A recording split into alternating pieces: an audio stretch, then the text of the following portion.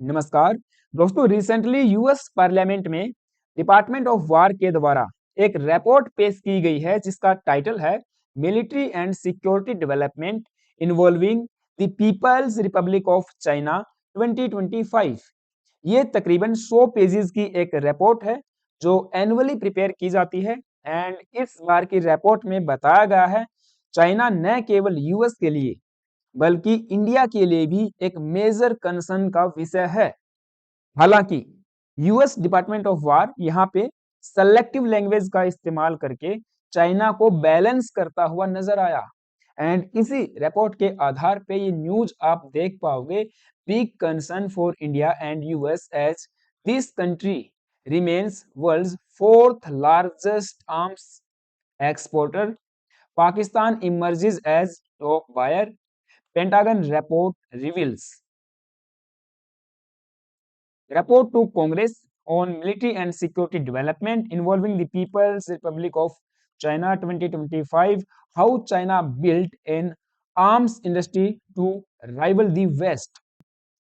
दुनिया का चौथा बड़ा आर्म्स एक्सपोर्टर चीन, सबसे अहम खरीदार पाकिस्तान, लोन पर जिंदा मुल्क पर पेंटागन का खुलासा। एंड ये रही वो रिपोर्ट जो खुलासा करती है चाइना पाकिस्तान के बारे में एंड चाइना के उस लॉन्ग टर्म विजन के बारे में, जिसमें बताया गया है कि अरुणाचल प्रदेश जो कि भारत का एक अभिन्न अंग है, चाइना के कोर इंटरेस्ट में है।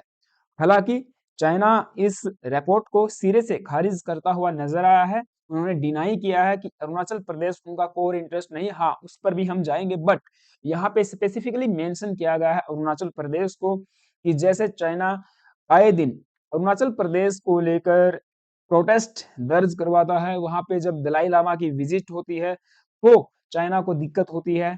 एंड हमने देखा है कि जो हमारा नॉर्थ ईस्टर्न स्टेट है अरुणाचल प्रदेश, वो चाइना के कोर इंटरेस्ट का हिस्सा है। एंड जो एक्सपेंशनिज्म पॉलिसी चाइना लेके चलता है, उनका मानना है कि अरुणाचल प्रदेश, तिब्बत, अक्साई चीन, पाकिस्तान का भी कुछ हिस्सा, ताइवान, उधर मंगोलिया के साथ एंड जापान के साथ, तो ऐसे बहुत से ऐसे देश हैं जिनके साथ चाइना का मिलिट्री बॉर्डर डिस्प्यूट है। एंड उसी के आधार पे ये चाइना को ग्रेटर चाइना बनाना चाहते हैं। Report to Congress means Congress, US का जो पार्लियामेंट है, उसमें ये रिपोर्ट पेश की गई है। एंड 2025 की ये रिपोर्ट है जो कि एनुअली प्रिपेयर की जाती है, क्योंकि यहाँ पे सबसे पहले मेंशन किया गया है कि आज से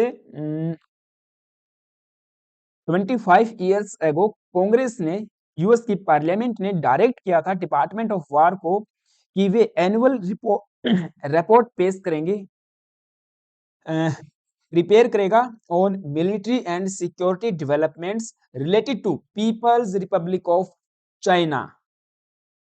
सो यहाँ पे आगे आपको मैं इंटरेस्टिंग चीज दिखाता हूं। इस रिपोर्ट में बताया गया है कि प्रेसिडेंट ट्रंप की लीडरशिप में चाइना के साथ हमारे जो रिलेशंस हैं वे हमने स्ट्रोंगर किए हैं than they have been in the many years.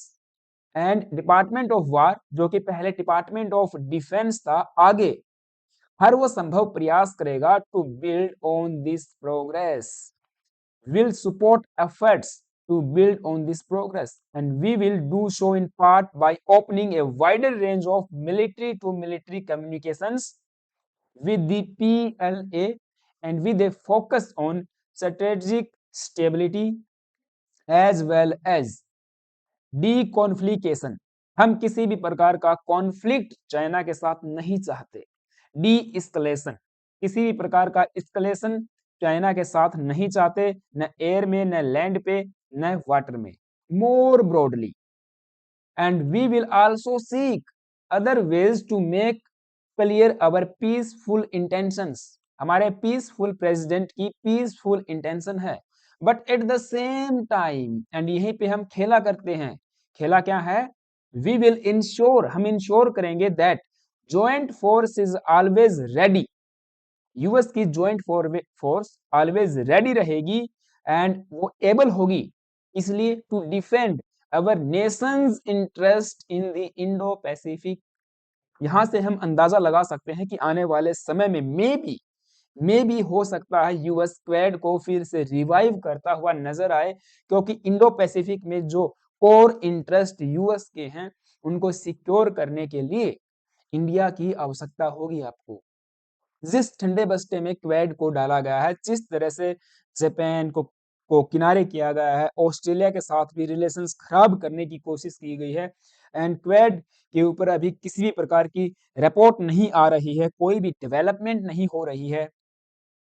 US के ये कारनामों की वजह से ही कुछ एक्सपर्ट्स का कहना है कि इंडिया और चाइना अभी इतने क्लोजर आए हैं, एक दूसरे के रिलेशंस को बहाल किया है, चाहे इकोनॉमिक रिलेशंस हों या पीपल टू पीपल टाइज हों, वेरियस डोमेन्स में हम आगे बढ़े हैं, इंगेजमेंट्स देखने को मिली हैं, उसके पीछे यूएस खड़ा हुआ दिखाई देता है। तो यहाँ पे अगर हम इन लाइंस के बिटवीन पढ़ते हैं तो पता चलता है कि इंडो पैसिफिक पे फोकस ज्यादा किया गया है।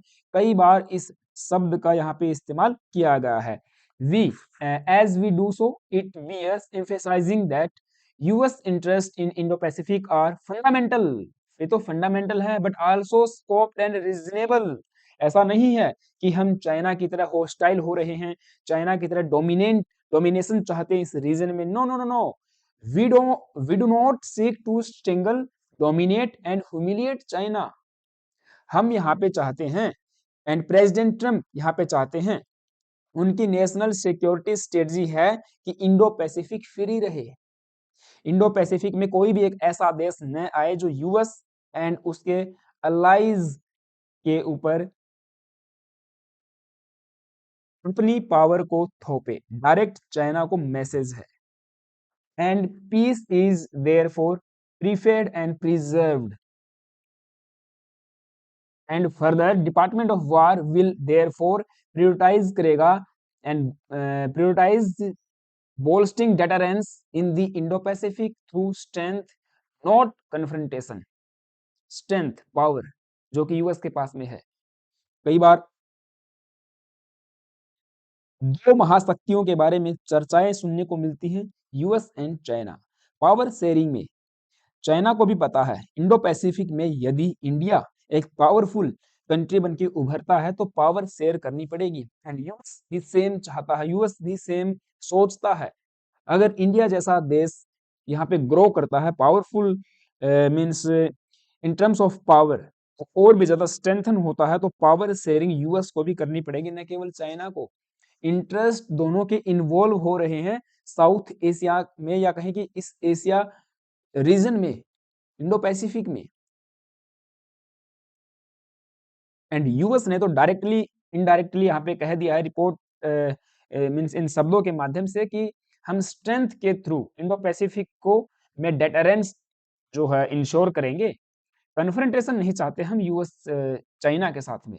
एंड यहाँ पे इनडायरेक्टली धमकी देके फिर प्रेसिडेंट ट्रम्प कहते हैं कि प्रेसिडेंट ट्रम्प तो सीख करते हैं stable peace, fair trade and respectful relations with China, and the Department of War will ensure that he is able to achieve these objectives from a position of military strength। Means आगे हम जो आपके बारे में बातें बता रहे हैं कि आप विश्व के 4th लार्जेस्ट आर्म्स एक्सपोर्टर बन गए हो, ये भ्रम मत रखना। पावर में स्ट्रेंथ में यूएस आपसे आगे है, एंड इंडो पैसिफिक में सभी देशों के इंटरेस्ट रिस्पेक्टेड हैं, जिसमें यूएस भी शामिल है। तो कहीं ना कहीं इनडायरेक्टली चाइना को भी यहाँ पे चेतावनी दी जा रही है, उसके ऊपर पूरी प्रिपेयर करके मिलिट्री डेवलपमेंट। सो चलिए यहाँ पे कुछ की पॉइंट्स के बारे में डिस्कस कर लेते हैं। नाउ सबसे पहले इस रिपोर्ट में बताया गया है कि चाइना अपनी मिलिट्री को मॉडर्नाइज करने पे जोर दे रहा है, एंड इस बात का हमने यानी कि डिपार्टमेंट ऑफ वार ने क्रिटिकल एनालाइज किया है, उनकी कैपेबिलिटीज का, स्ट्रेटजी का एंड इवॉल्विंग पोस्चर का। सो चाइना स्ट्रेटजिकली फोकस कर रहा है on regional dominance and power projection, क्योंकि मैंने बताया एशिया में यदि कोई दूसरा पावरफुल कंट्री राइज होता है तो चाइना को पावर शेयरिंग करनी पड़ेगी, इसलिए रीजनल डोमिनेंस पे फोकस करके रीजनल जो पार्टनर्स हैं उनको साथ लेके आना, जैसे कि Pakistan, Bangladesh, Myanmar, Nepal, Indian neighbouring countries चारों तरफ से भारत को घेर के, इवन हम बात कर सकते हैं सेंट्रल एशियन कंट्रीज में भी चाइना अपना डोमिनेंस इनहांस कर रहा है, पावर प्रोजेक्ट कर रहा है BRI के अंडर में एंड वेरियस डिफेंस डील के माध्यम से। So examine goals behind force expansion and deployments. Now rapid modernisation of air, naval and missile forces. आप सबको पता है चाइना की एयरफोर्स के पास में 6th जनरेशन फाइटर जेट्स होने की न्यूज एंड डेवलपमेंट्स मार्केट में हैं। इवन ये तो कह सकते हैं कि 5.5 जनरेशन के फाइटर जेट्स आज के समय चाइना के पास में हैं। इनका हम J-31C की बात कर सकते हैं जो कि एक 5th जनरेशन फाइटर जेट है। तो एयरफोर्स को मॉडर्नाइज कर रहा है न्यू डिसरप्टिव टेक्नोलॉजीज से। नेवल की बात कर सकते हैं, फ्रिगेट्स की भी चाइना के पास में है, सबमरीन्स भी इंडिया से ज्यादा हैं, जो नेवल वेजल्स हैं वे बेसिकली ज्यादा ही हैं हमसे। मिसाइल फोर्स को चाइना और ज्यादा स्ट्रेंथन कर रहा है।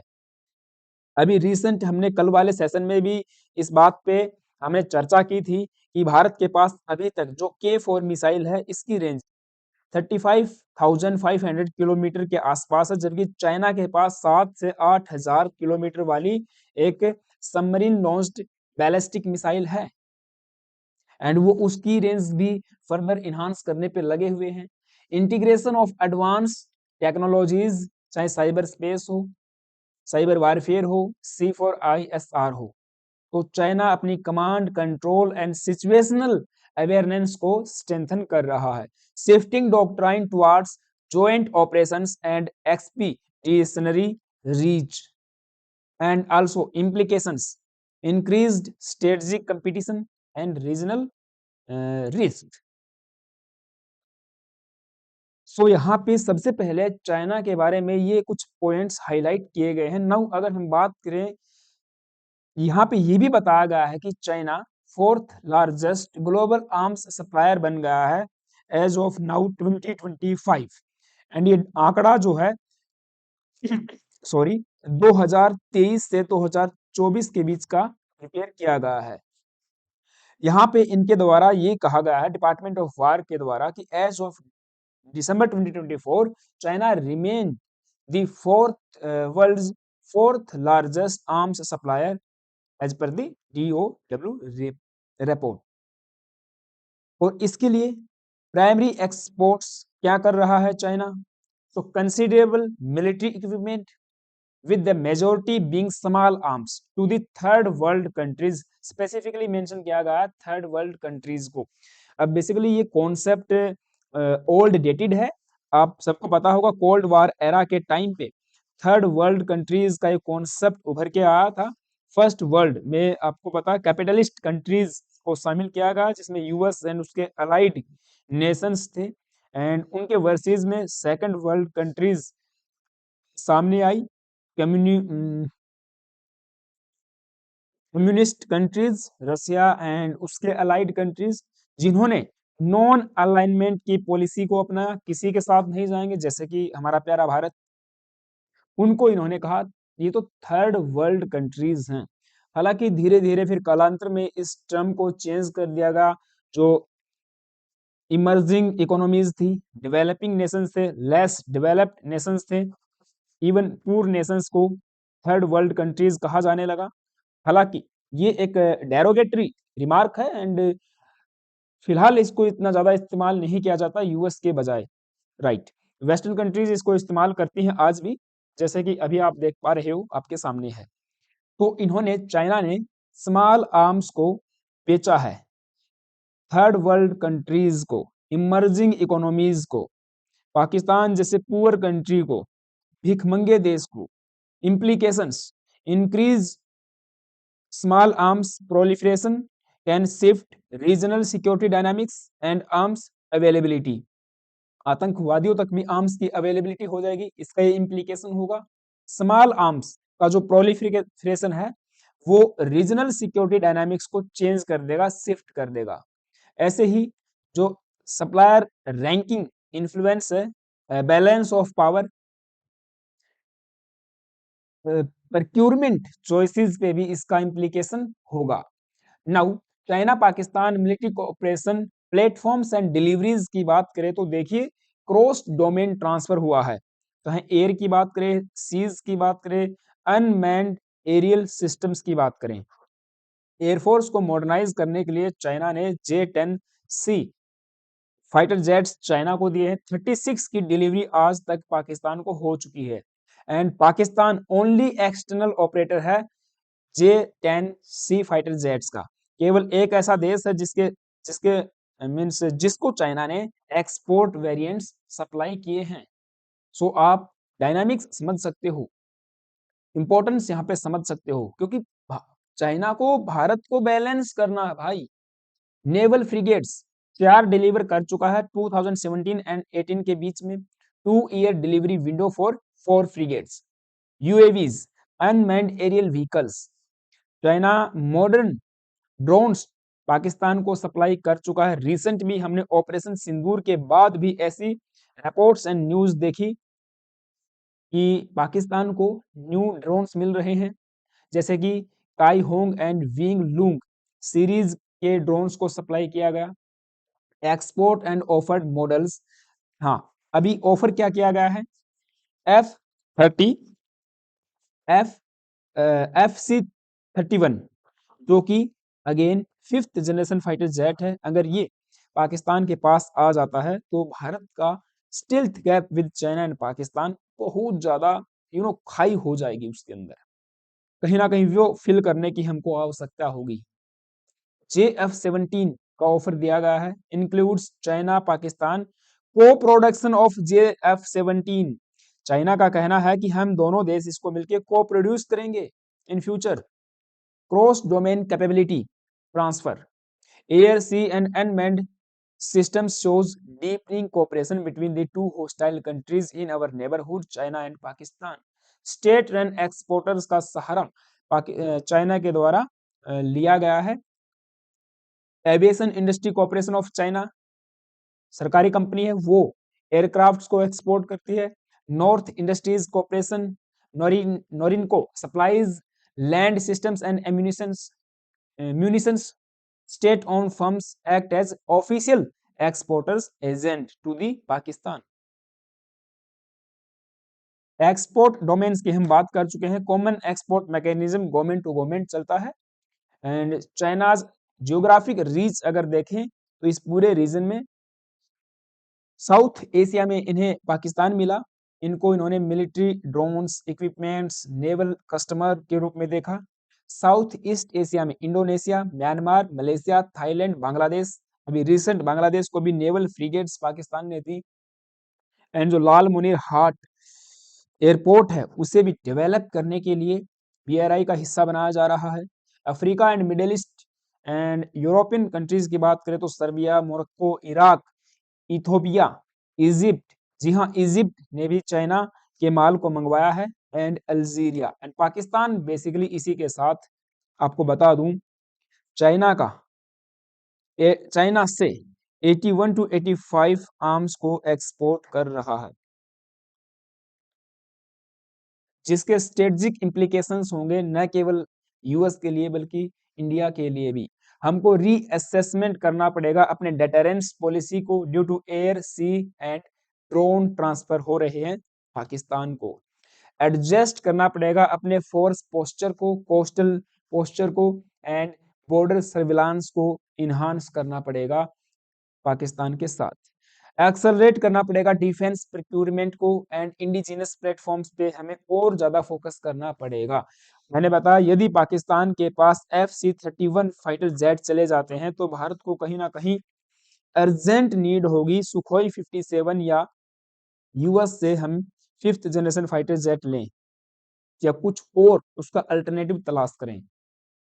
Deepen regional diplomatic engagement with in neighbours, हमारे हाथों से चाइना ये बांग्लादेश नेपाल भूटान म्यांमार एंड नीचे श्रीलंका एंड मालदीव्स ये नहीं जाने चाहिए। हमें एक बैलेंस अप्रोच अपना के इन देशों को अपने साथ रखना होगा। डिप्लोमेटिक इंगेजमेंट हमको लगातार डीपन करनी पड़ेगी इन देशों के साथ, ताकि पाकिस्तान एंड चाइना दोनों को काउंटर किया जा सके। Increase interoperability with the partner militaries for contingency planning.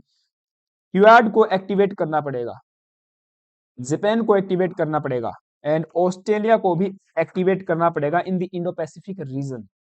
Implications for the US, तो यूएस जैसा सबसे पहला हम कह सकते हैं कि पावर शेयरिंग नहीं करेगा इंडो पैसिफिक में, फ्री इंडो पैसिफिक की हम बात करते हैं, इसीलिए भारत उसके लिए एक सबसे अच्छा पैपेट के रूप में देखता है यूएस। तो साउथ एशिया में जो प्रेजेंस है उसको रिकैलिब्रेट करने की आवश्यकता होगी यूएस को भी। इन्हांस करनी होगी intelligence, surveillance and recognitions support, strengthening defence cooperation and capacity building with India. Obvious सी बात है, करना ही होगा। क्वेड को फिर से रिवाइव करना पड़ेगा, या कोई और हम डील कर सकते हैं लेमोवा कोमकासा जैसी लॉजिस्टिक एग्रीमेंट को ज्यादा स्ट्रेंथन कर सकते हैं। मिलिट्री बेस तो शायद भारत न बनाने दे, बट उस टाइप का कुछ अरेंजमेंट किया जा सकता है। US diplomacy to discourse further cross domain transfer and adjust arms transfer and export control policies where needed. तो ये न्यूज थी मेरी तरफ से। आई होप कि आपको सारी बातें समझ आई होंगी। आप सबका क्या ओपिनियन है मुझे कमेंट बॉक्स में जरूर बताना गाइज। हाँ, चैनल पे नए आए हो तो प्लीज एक सब्सक्राइब करना, वीडियो अच्छी लगी है तो लाइक करना, मेरे लिए कोई सुझाव है तो कमेंट बॉक्स में जरूर बताना। Thank you, have a nice day.